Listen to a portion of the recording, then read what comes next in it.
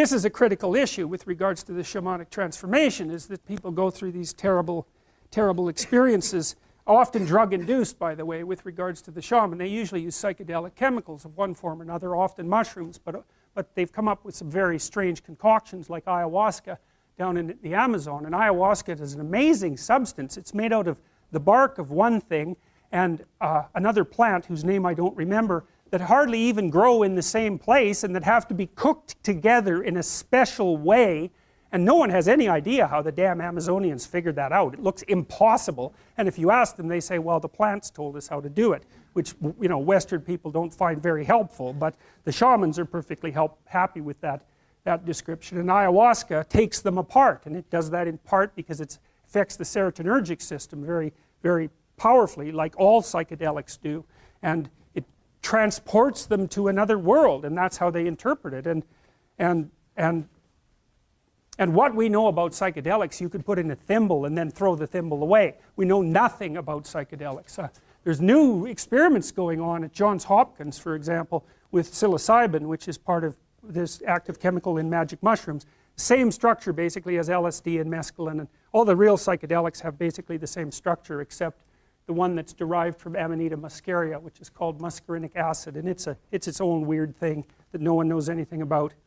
Anyways, they have profound neurochemical effects in very small doses, and the research group at Johns Hopkins has given psilocybin to research subjects, you know, purified psilocybin, because they started the new experimentation with psychedelics, and that's been banned for like 40 years, because psychedelics were so terrifying to our culture that we just put them away. It's like, whoa, no, we're not going there.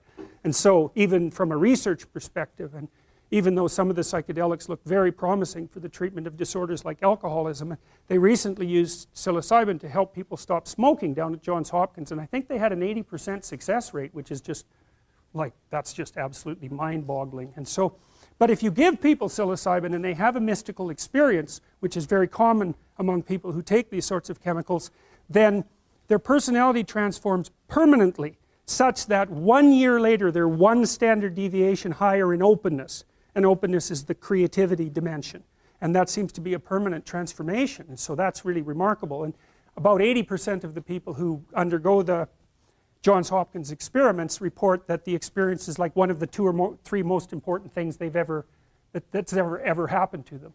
And so, well, that's something, you know. It's like, and then there's this guy named Rick Strassman down at, I think he was at the University of Texas, and he did experimentation with DMT. And DMT, dimethyltryptamine, if I remember correctly, is the active ingredient in ayahuasca, and you produce it in your brain, and it's in plants. It's like a very common chemical, but DMT is a weird hallucinogen because it has an extraordinarily short mechanism of action. It's like, and people who take it report that they're blasted out of their body, like out of a cannon, and then they go out somewhere and encounter beings of various sorts, and then 10 minutes later they're back, and virtually everyone reports that, which is really strange. And so Strassman was giving people DMT intravenously so that the trip would last longer. This was all you know, NIH funded experimentation, all cleared with the relevant ethics boards, all conducted within the last 10 years. And he basically quit doing it because he was a pretty straight scientist, you know. He was measuring heart rate and pulse and all that sort of thing, trying to look at the physiology, and then the people he was giving these chemicals to kept coming back and telling him these crazy stories, and well, it was too much for him, you know, and no wonder, you know, because they all said the same thing, and he'd say, well, that was a dream, and they'd say, no, and it was the most real thing that ever happened to me, and he'd say, well, you know, it's an archetypal experience, and they'd say, no, that was no archetypal experience. I went somewhere else, and I saw things, and I'm back, and like, I don't care what you think, and like, who the hell knows, right, because it's all subjective. But the weird thing about it is that everyone's reporting the same thing. How the hell do you account for that? And then the shaman, you know, when they take these psychedelic chemicals, they basically say the same thing. They say, well, first of all, it more or less killed me. That's this. You know, I dissolved to a skeleton, and then I climbed the tree that unites heaven and earth, and I went into the realm of the gods, and they gave me some information, and I'm back.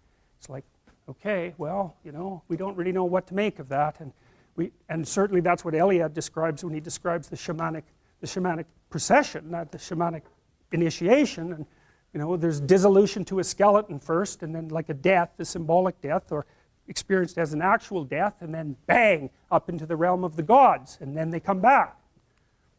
It's a very old idea. I mean, that's a medieval representation of the tunnel that people travel through at the end of their life to, you know, to find the light, which is a very common near-death experience report, and people don't have any idea what the hell to do with those reports, except say, well, it's the paroxysms of the dying brain, which you'd expect to be a hell of a lot more random, in my opinion. And the idea is there's a rebirth after that. And you know, here, this is the Scandinavian representation of that tree that unites earth with heaven. And so there's the Scandinavian representation. It has a snakes down here eating it. And then that's the Amazonian representation.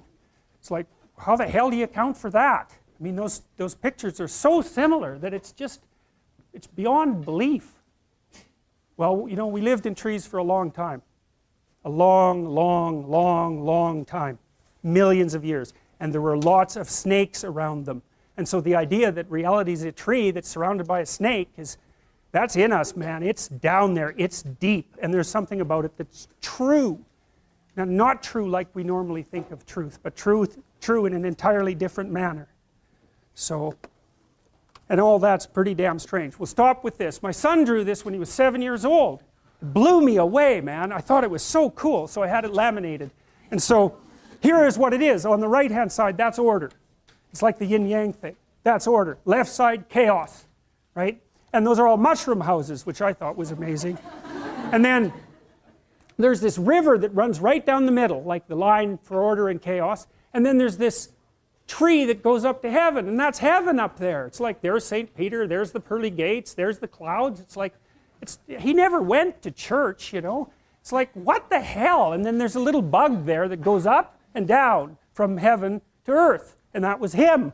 And I thought, he had a very organized psyche, that kid. He was a very, very stable kid, and still is. And he drew that, and I thought, Jesus, that's just bloody well unbelievable. And I still think that when I look at it. And that's a great example of an archetype.